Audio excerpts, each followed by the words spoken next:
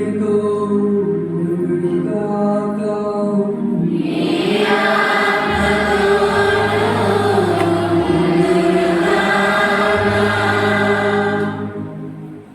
క్రీస్తునాథునియందు ప్రియమైన దేవుని బిడ్డలారా, విశ్వాసులారా మరియు పునీత అంతోని వారి భక్తులారా,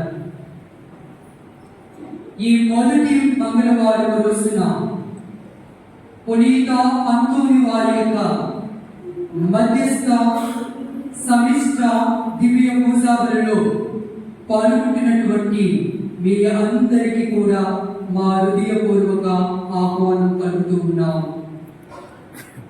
పునీత అంతోని వారు అద్భుతాలు చేసే అంతోని వారు అని ఆదిలోనే తన యొక్క అనుదిన జీవితంలో ఇదిగో పేరును సంపాదించుకొని ఉన్నారు.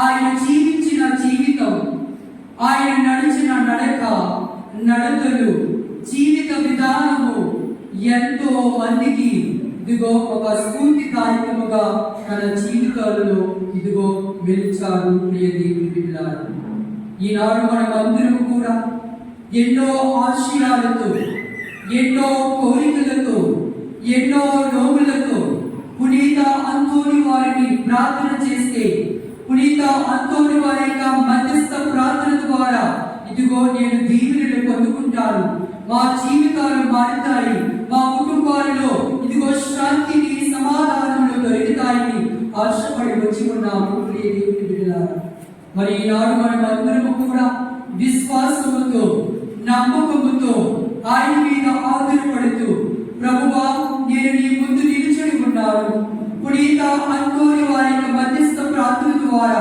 మాకు దీవెనలను వస్తువా, నీ పరిశుద్ధమైనటువంటి కవచముతో, నీ పరిశుద్ధమైనటువంటి వాక్యం అనే స్వరముతో మమ్మల్ని అందరినీ ఆదరించవా అని ఈ దివ్య బలి పూజలో మనస వాచన కర్మణ మనమందరం కూడా ప్రార్థన చేసి ఆయన యొక్క పశ్చాత్తాపాన్ని మనం కోరుకుందాం.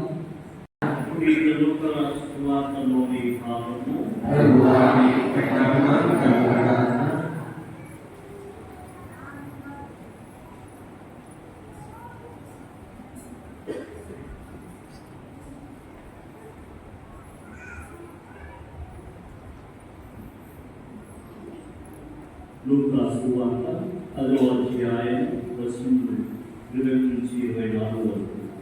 లూకా సువార్త 10వ అధ్యాయం వచనములు 20 నుంచి 24 వరకు. ఆ గడియలోని యేసు పవిత్రాత్మయంతో ఆనందించి, ఓ తండ్రి, పరలోక భూలోకములకు అధిపతి, ఈ విషయంలో నీవు జ్ఞానకును వివేకమును మరుగుపరిచి పసిబిడ్డలకు వేరే తెలియపరిచినందుకు నీకు ధన్యవాదములు. అవును తండ్రి, ఇది నీ అనుగ్రహపూర్వక సంకల్పము. నా తండ్రి నాకు సమస్తం అప్పగించి ఉన్నాడు. తండ్రి తప్ప మరెవరు కుమారుడు ఎరుగరు, కుమారుడు తప్ప మరెవరు తండ్రి ఎరుగరు, మరియు కుమారుడు ఎవరికి ఎరిగింపు ఇష్టపడను వారు మాత్రమే తండ్రి ఎరుగరు. అప్పుడు యేసు దుష్ట వైపు తిరిగి వారి మాత్రమే ఉద్దేశించి, మీరు చూసే ఈ శ్రమలను చూడగలిగిన నేర్పులు ఎంత ధన్యమైనది.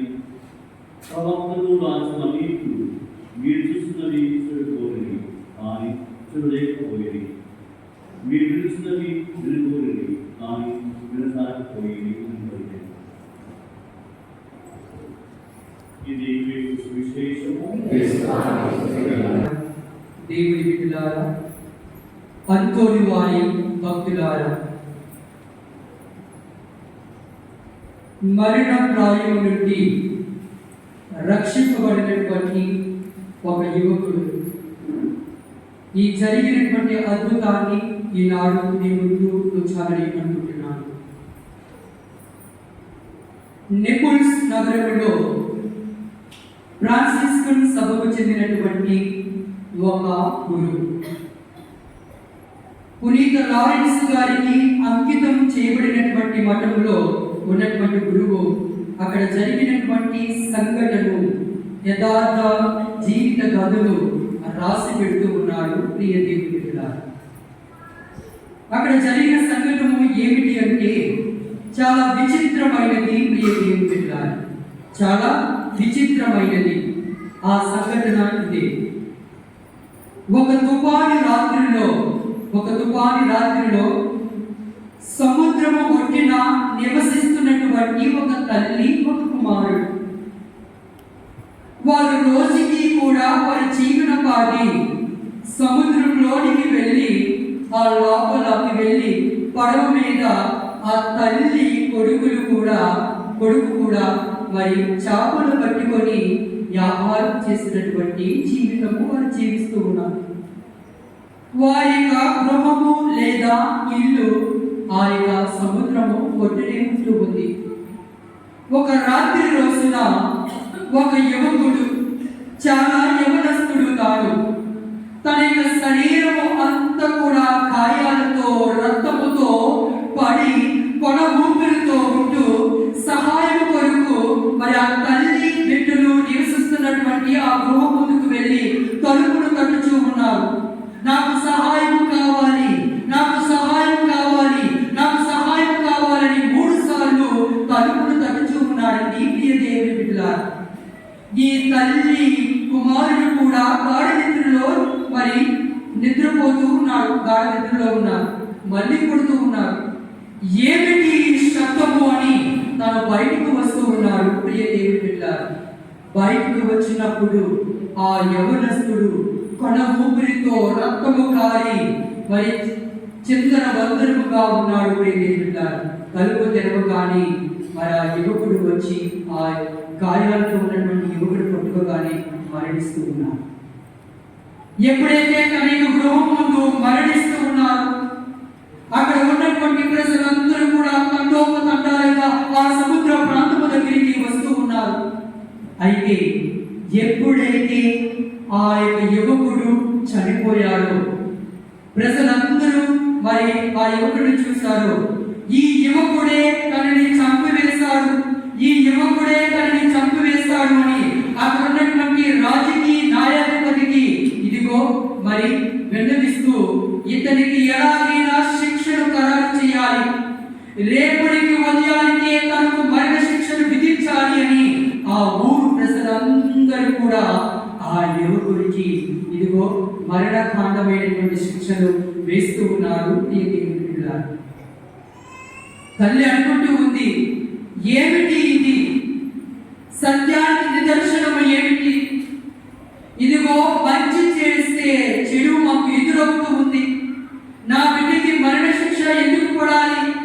నా బిడ్డను రక్షించేవాడు లేరా అని కన్నీరు మున్నీరుగా తను ఏడుస్తూ ఉంది. ప్రియ దేవుని బిడ్డలారా, అయితే తల్లి ఇదిగో గుడ్డలను బాదుకుంటూ ఎవరైతే శిక్షను ఖరారు చేశారో ఆ న్యాయాధిపతి దగ్గరికి వెళుతూ ఉంది. పరుగును తీరుస్తూ ఉంది. ఒక యవనస్తుడు పరుగు పందెములో ఏమిటైతే పరుగు పందెములో గెలవాలని ఆ బహుమతి కోసం ఎదురు చూస్తూ ఉంటుందో మరి చూస్తూ ఉంటాడో ఈ బిడ్డ మరి యొక్క తల్లి ముసల ప్రాయములో ఉన్నటువంటి తల్లి ముడుకాలతో పరుగులు తీస్తూ ఉంది. తన బిడ్డకు పడినటువంటి ఆ వేదనకరమైనటువంటి శిక్ష నుండి ఎలాగైనా తొలగించాలి, ఆ రాజు దగ్గరికి వెళ్ళాలి, ఆ రాజు దగ్గర నుండి నా బిడ్డను కాపాడుకోవాలి అని ఎంతో ప్రయత్నం చేస్తూ కన్నీరు కారుస్తూ ఉంది. ప్రియ దేవుని బిడ్డలారా, కానీ ఆ న్యాయాధిపతి దగ్గరికి వెళ్ళినప్పుడు ఇదిగో న్యాయాధిపతి అంటున్నాడు, నేను చేసేది ఏమీ లేదు, సమయము గడిచిపోతూ ఉంది, ఇదిగో రాజముద్ర వేయబడ్డాది, రేపటికి ఉదయానికే ఆ బిడ్డకు మరణ శిక్ష విధించబోతూ ఉంది అని కోరుకొని మనకి ఆ యొక్క రాజు చెప్పుకున్నాడు అని తన తల్లికి చెప్తూ ఉంది. అయితే తన యొక్క కారును పట్టుకొని కన్నీరు కారుస్తూ ఉంది. నా బిడ్డ నిర్దోషి, ఇన్నోసెంట్, అమాయకుడు, ఏ తప్పు చేయలేదు, మంచి చేయడం కోసము ఇదిగో తలుపులు తట్టుచూ ఉంటే ఒక కొన ఊపిరిలో కేకలు వినపడుతూ ఉంటే ఇదిగో సహాయం చేయడం కోసమని ఆ యొక్క స్వరం ఎవరిది అని తలుపులు తెరవగానే ఆ బిడ్డ చనిపోయి ఉన్నాడు అని ఇదిగో కన్నీరు మున్నీరుగా మరి ఆ యొక్క న్యాయాధిపతి యొక్క కాళ్ళు పట్టుకొని ఏడుస్తుందండి. ప్రియ దేవుని బిడ్డలారా, ఏడుస్తూ ఉంది. అయితే తను ఒక మాట చెబుతూ ఉన్నాడు. ఆ మాట ఏమిటంటే, ఇదిగో నీవు వెళ్ళి, నేను న్యాయాధిపతిని రాజు దగ్గరికి వెళ్ళి మేము రాసిన ఆ యొక్క ముద్రను కాకుండా తనను విడిచిపెట్టనని ఒక సంతకము చేసుకొని ఒక పేపర్ తీసుకొని రా అని తనకి బదులు పలుకుతూ ఉన్నాడు. మళ్ళీ పరుగులు తీస్తూ ఉంది. ఎప్పుడైతే పరుగులు తీస్తూ ఉందో మరి అక్కడికి అసహనముతో లోనవుతుంది. చేసేది ఏమీ లేదు అని రాజు కూడా చెప్పేశాడు. ప్రియమిత్రులారా, ఎక్కడి నుండి అక్కడ మొదలవుతూ ఉంది అసలేది. ప్రియదేవులారా, ఎప్పుడైతే రాజు చెప్పాడో ఇక చేసేది ఏమీ లేదు, సమయం ఆసన్నమైనది, ఇంకా నా చేతుల్లో లేదు అని ఆ యొక్క న్యాయాధిపతి కూడా చేతులు కడుక్కున్నాడు. ఈ రాజు కూడా చేతులు కడుక్కుని ఉన్నాడు. అయితే ప్రియదేవులారా, ఈ ఫ్రాన్సిస్ గాను మరి సభకు చెందినటువంటి ఒక గురువు లారెన్స్ గారికి మరి అంకితం చేయబడినటువంటి దేవాలయంలో ఆమె మరి వెళ్తూ ఒక పేపర్ రాసి, ఒక ఇంటపము రాసి ఆ దేవాలయంలో విడిచిపెడుతూ ఉంది. అక్కడ పునీత అంతోని వారు ఉన్నారు. ప్రియదేవులారా, ఆ పునీత అంతోని వారు ఆ యొక్క విన్నపము ప్రార్థన మరి ఎప్పుడైతే మరి చదువుతూ ఉన్నారో తన యొక్క హృదయము ఇదిగో ధరించిపోతూ ఉంది. ప్రియమిత్రులారా, ధరించిపోతూ ఉంది. ఎలాగైనా ఈ బిడ్డను కాపాడాలి, ఎలాగైనా రక్షించాలి, ఈ మరణ కాండము నుండి ఆ యొక్క బిడ్డను రక్షించాలి అని పునీత అంతోని వారికి తెలుస్తూ ఉంది.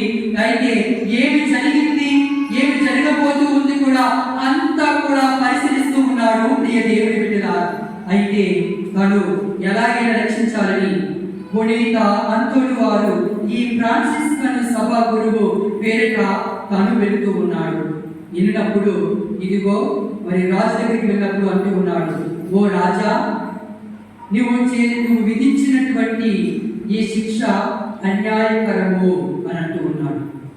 అయితే అంటూ ఉన్నాడు, ఒకసారి రాజముద్ర ఆమోదము వేసిన తర్వాత మళ్ళీ మార్చే సమయం లేదు, ఇంకా తనకి సమయం ఆసన్నమైనది, రేపు ఉదయమే మరణ శిక్ష అని అంటూ ఉన్నాడు. మళ్ళీ ప్రాధాయపడి, ఇదిగో నేను ఉంటాను, తను ఏమి చేశాడో నేను చెబుతాను, తను నిర్దోషని నేను చెప్పగలను, నాకు ఒక అవకాశం ఇవ్వండి అన్నప్పుడు అలాగే అవకాశం ఇస్తూ తను మరి తన దగ్గర నుండి ఒక లెటర్ రాసుకొని వెళుతూ ఉన్నారు. వెళ్ళినప్పుడు తను అనుకుంటూ ఉన్నాడు, తనతో మాట్లాడింది ఫ్రాన్సిస్కన్ గురువే అనుకుంటూ ఉన్నాడు. కానీ అక్కడ తనతో మాట్లాడింది ఎవరు కాదు, పునీత మరి అంతోని వారు. ప్రియ దేవుని బిడ్డలారా, ఎప్పుడైతే అంతోని వారు తన దగ్గరికి వెళ్ళాడో అంతా కూడా తను ఆ యొక్క దేవాలయానికి చేరుకున్నాడో తన యొక్క మధ్యలో ఏదో ఒకటి మరి సంఘటన జరిగిందని తెలుసుకుంటున్నాడు. ఒక ప్రక్క అంతోని వారు అనుకుంటూ ఉన్నాడు, మరో ప్రక్క ఈ ఫ్రాన్సిస్కన్ గురువు అని అనుకుంటూ ఉన్నాడు. వెంటనే రాజు వెలిసి ఆ యొక్క బసిలికా లారెన్స్ గారికి అంకితం చేసినటువంటి దేవాలయంలోకి పరుగులు తీస్తూ ఉన్నాడు.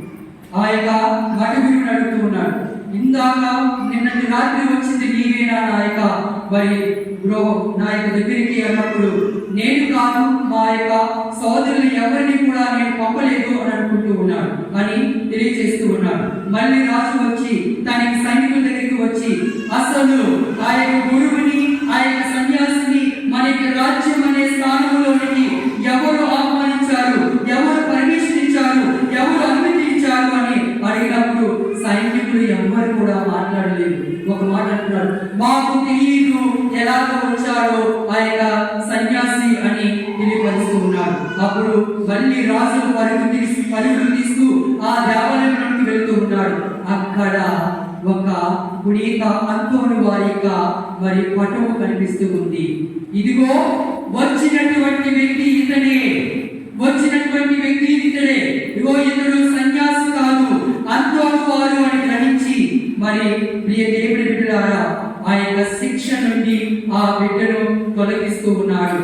అప్పుడు పునీత అంతోని వారు వెళ్ళి, ఇదిగో ఈ బిడ్డ నిర్దోషి, జరిగినటువంటి యథార్థ సంఘటనలు తెలియపరుస్తూ ఉన్నాడు. అక్కడ తల్లి అంతా కూడా ఆవేదనతో ఉంది. అప్పుడు ఒక సాక్ష్యం తెలియజేస్తూ ఉంది. నా జీవితంలో ఎందరినో చూశాను, ఎంతో మంది నాయకులను చూశాను, ఎంతో మంది రాజులను చూశాను. కానీ సత్యాన్ని అసత్యముగా మలిచే వారిని చూశాను. కానీ సత్యాన్ని జరిగిన విధముగా చూసి ఒక సాక్షిగా నిలబడినటువంటి వ్యక్తిని నేను ఎవరిని చూడలేదు అని ఆ యొక్క తల్లి అందరి ముందు కూడా సాక్ష్యం ఇస్తూ ఉంది. పునీత అంతోని వారిని అందించినప్పుడు, ప్రార్థన చేసినప్పుడు ఈ అద్భుతము జరిగింది.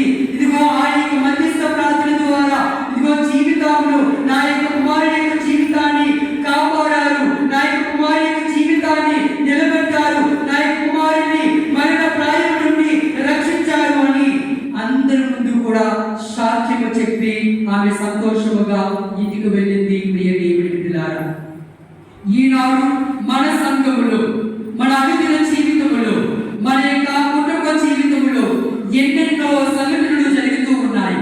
అవి మరి కన్నీటి కారణములు కావచ్చు, అది కన్నీటి పరమైనటువంటి సంఘటనలు కావచ్చు, అది వ్యాధి బాధలు కావచ్చు, రకరకాలమైనటువంటి మనిషి జీవితంలో జరుగుతున్నటువంటి ఆవేదనలు కావచ్చు, కష్టాలు కావచ్చు, కన్నీటి వికట శోధనలు కావచ్చు. ప్రియ దేవుని బిడ్డలారా, మనమును కూడా విశ్వాసాన్ని కనపరుస్తూ ఉన్నాము. పునీత అంతోని వారి మధ్యస్థ ప్రార్థన ద్వారా ఈనాడు ఈ మొదటి మంగళవారం రోజున మనమందరం కూడా ఎన్నో ఆశయాలతో వచ్చి ఉన్నాము, ఎన్నో కోరికలతో వచ్చి ఉన్నాము. నిజముగా పునీత అంతోని వారి మధ్యస్థ ప్రార్థన ద్వారా విశ్వాసం ఉంచండి, నమ్మకం ఉంచండి. అది ఏ సమయంలోనైనా, ఏ కష్టంలోనైనా, ఏ పరిస్థితిలోనైనా ప్రార్థన చేయండి. నిజముగా మనల్ని ధన్యము చేస్తారు, మన కుటుంబాలు ఆశీర్వదించబడతాయి, మనల్ని 3 పువ్వులు 6 కాయలుగా ఆశీర్వదిస్తారు. పితా, పుత్ర, పవిత్రాత్మ నామమున